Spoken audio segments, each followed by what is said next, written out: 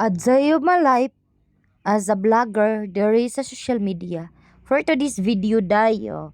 So karon guys, so magtagalog sa ta kay ang daming nagre-request na magtagalog raw ako. So i-try ko daw mag voice over na Tagalog kasi hindi sila nakakaintindi. Buti na lang daw yung mga sayaw-sayaw ko lang kasi naintindihan nila na sumasayaw ako. Pero yung mga istorya ko ba na voice over na nagbisaya ako, talagang ang sabi lang nila ay parang nakakaaliw ka pero hindi namin alam kung ano ang sinasabi mo. Oh, 'di ba? So ngayon guys, magtatagalog tayo kahit hindi naman tayo Tagalog, kahit Bisaya naman tayo. Ang hirap talaga kapag tayo ang mag-adjust. Lahat na lang tayo ang mag-adjust. Ay nako sa inyo mga Tagalog. Kung kayo ay lilibakin namin, hindi nyo talaga alam na nililibak mo namin.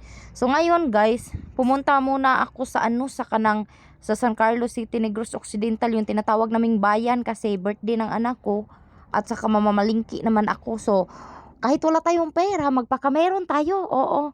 Kapag may birthday kasi nagpakameron yung mga Pinoy, hindi naman nag-ano lang ako, nagbili lang ako ng ano ba pang ulam namin kasi birthday nga para naman may makain-kain kami kahit ano lang, kahit kanang kuan lang ba manok at saka baboy na kinilo bitaw kanang makuan lang gud madutay lang ba.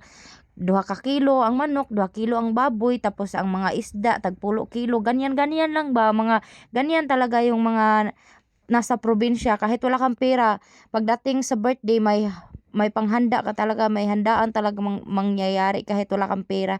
Iwan ko na lang sa mga Pilipino, iwan ko na lang sa mga pobre kung saan yung galing yung pera kapag may birthday. May pera kaagad pero kapag walang birthday wala namang pera. So ayun guys, so ngayon ako lang ipapakita sa inyo yung karsada namin na umulan, bumagyo.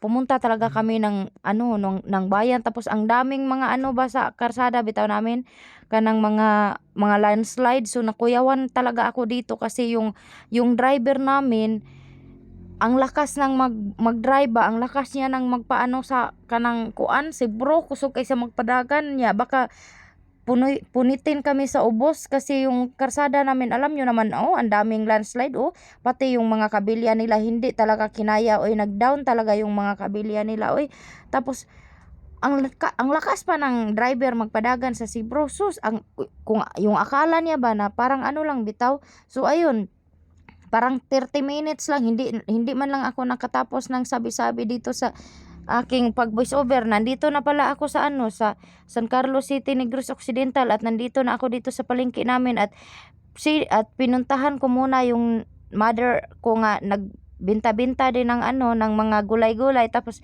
hindi ako bumili sa kanya ng gulay. Doon ako sa yung kapitbahay niya, doon ako bumili ng gulay kasi ang mahal sa kanya. Hindi kanang may nagkumusta lang gud ako sa kanya na umuwi siya ba kasi birthday ng anak ko. Tapos sabi niya, sige mag-uwi ako manghapon. Ana man siya niya. Tapos mao to nga pumunta na ako sa sulod ng palengke kasi yung mga naninda ng gulay tulad ng mother ko nandiyan lang yan sa labas ng palengke. Hindi yan sa dito kasi yung palengke, yung loob sa palengke is isdaan yan at saka yung mga prutasan yan. 'Di ba? Mga prutas-prutas yan ya. Tapos sa unahan yan yung mga isdaan diyan. Tapos nandito na ako sa ito talaga yung pinunta ko. Akala ko kanang mabrato dito ang kanang kuan, yung baboy sa palengke sa San Carlos City, Negros Occidental. Ay putang ina, yung 380 yung baboy nila. Tapos sinabihan ako ng tao, ay dito muna tayo sa sa ayun, yung bangos nakabili talaga ako kasi ang barato.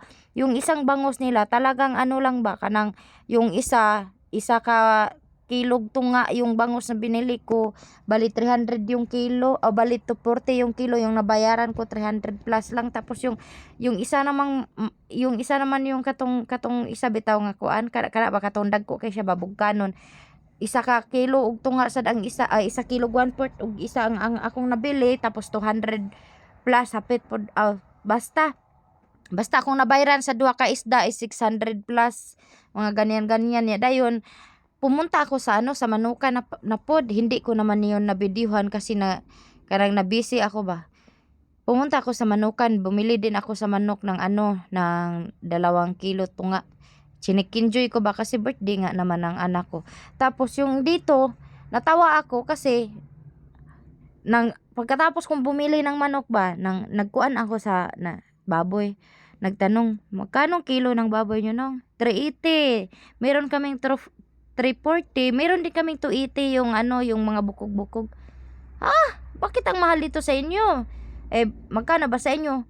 270 o 250 lang kilo. 250 nga Kung 250, bakit ka nandito? Akala ko mabrato dito sa inyo kasi syudad ito. Ang mahal pala. Tapos sinabihan ako ng puro ka lang tanong ng tanong, hindi ka naman bumili. Oo, kasi pinapareho ko yung mga nyo, kanang kinukumpare ko yung presyo nyo kung magkano, tapos ang mahal pala dito.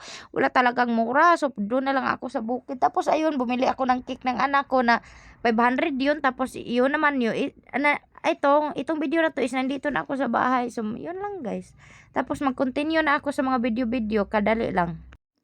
So, dito naman, mga kapobre, nandito na kami sa bahay. So, ayun naman, kumain na sila sa spaghetti. Tapos, yung isa, humingi ng spaghetti. Hindi man siya binigyan. Ay, di kinuha niya yung sudlanan ng spaghetti.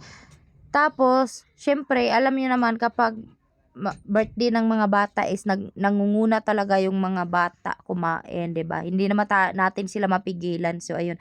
Yung niluto ko lang is spaghetti. Tapos nag-macaroni salad ako, tapos nag-adobo ng manok, nag-chicken joy, tapos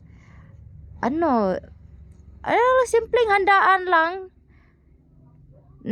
Nagsugba-sugba ako ng isda, tapos naghumba ako ng baboy.